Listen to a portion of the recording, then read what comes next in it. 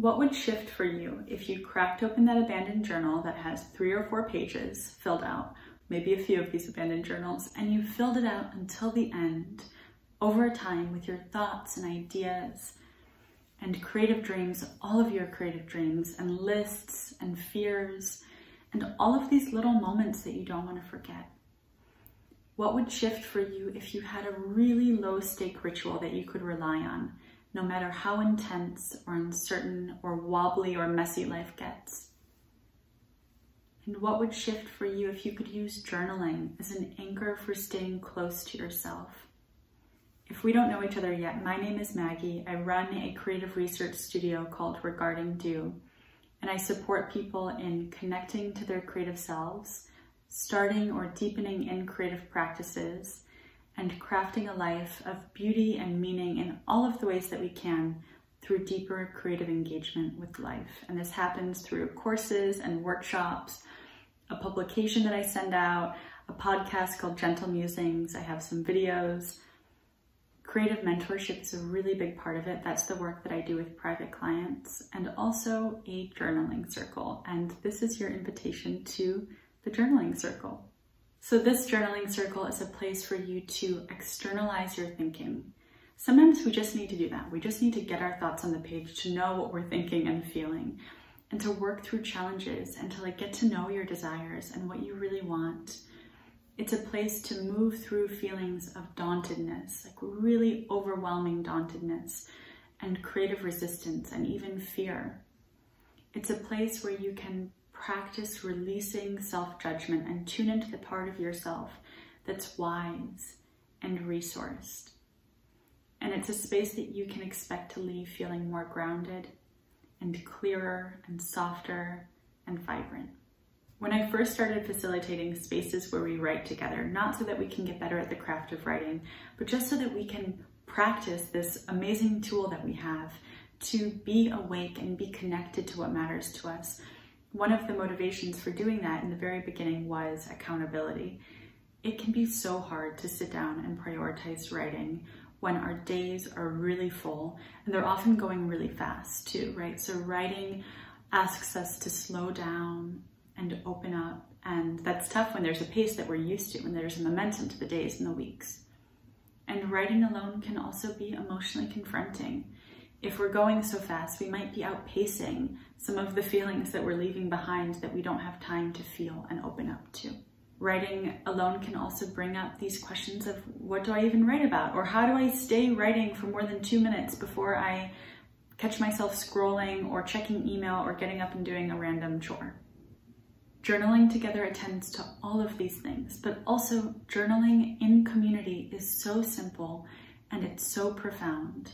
It brings us back to connection with yourself and what matters to you, connection to your heart, connection to others, experiencing community in new ways, connection to the present moment, and connection to the very loaded experience of being alive. If you have never journaled before, the journaling circle is for you.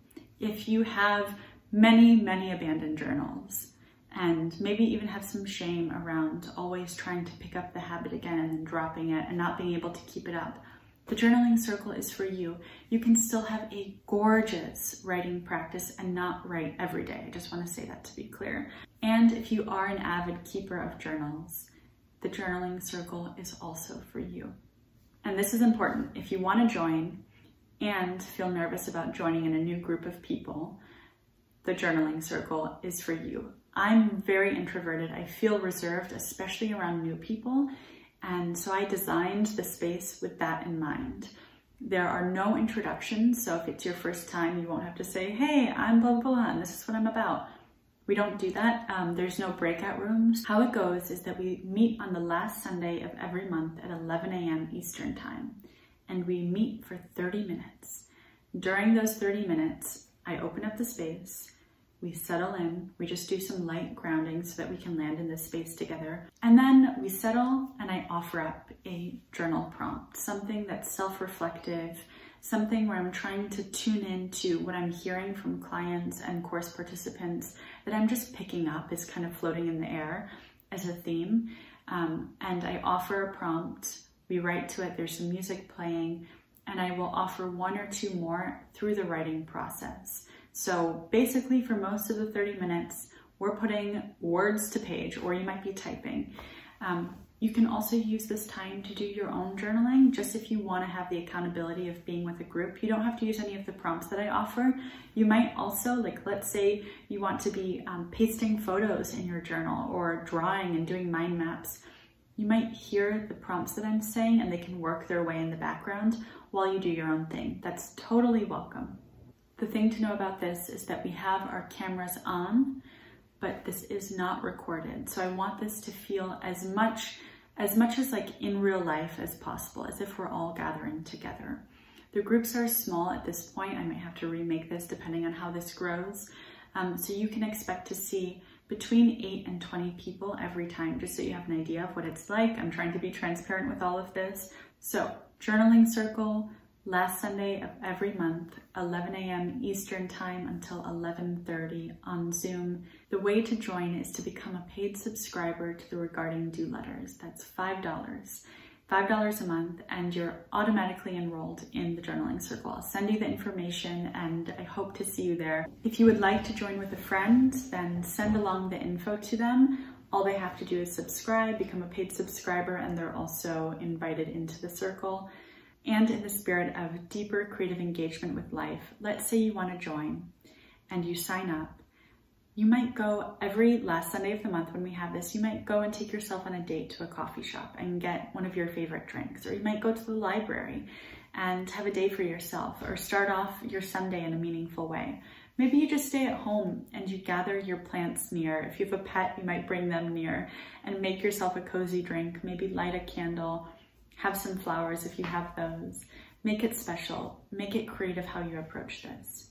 If this is what you've been looking for, if this is your thing, if you're a yes for this, again, the basic information is last Sunday of every month, 11 a.m. to 11:30 a.m. Eastern time. Make sure that you check your time zones wherever you are in the world. We meet on Zoom. All you need to do is become a paid subscriber at regardingdo.substack.com and you're automatically enrolled. I hope to see you there. Happy writing and take care.